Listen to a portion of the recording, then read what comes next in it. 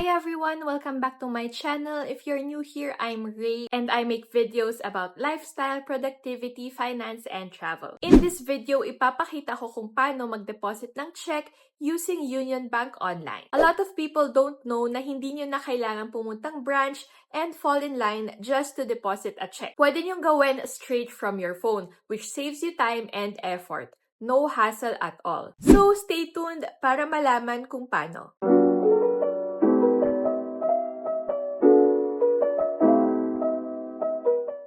First, open the UnionBank Online app. Once you're in, you'll see your dashboard and different transaction options. Dito tayo sa deposit check.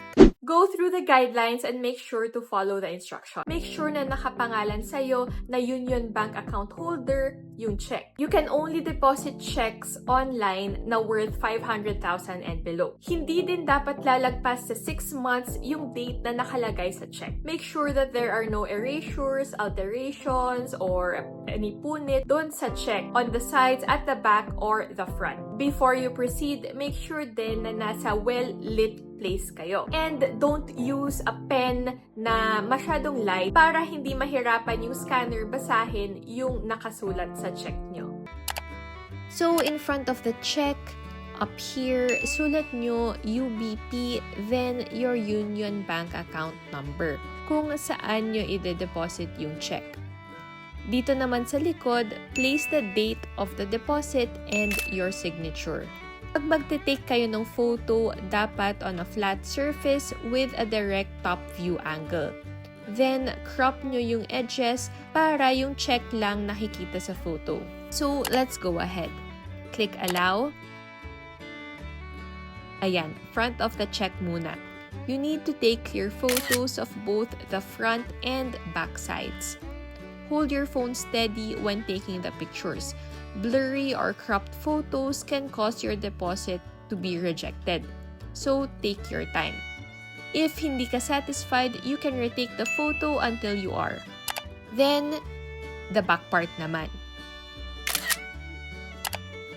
So, once it's properly scanned, lalabas dito yung details ng check.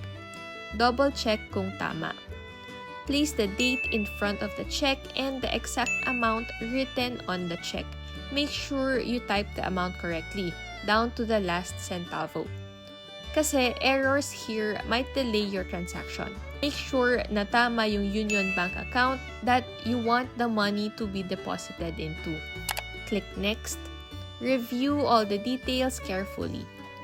Double check the account number, the amount, and make sure the images are sharp and readable. When everything looks good, agree to the terms. So, importante na you keep the physical check with you for at least 6 months, in case Union Bank asks for verification later. Tap Deposit.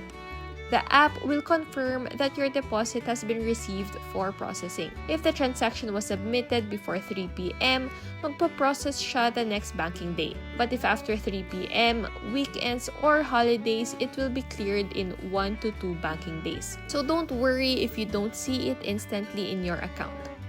If you go back, then punta kayo dito sa account details, you'll see that you have your check here for clearing.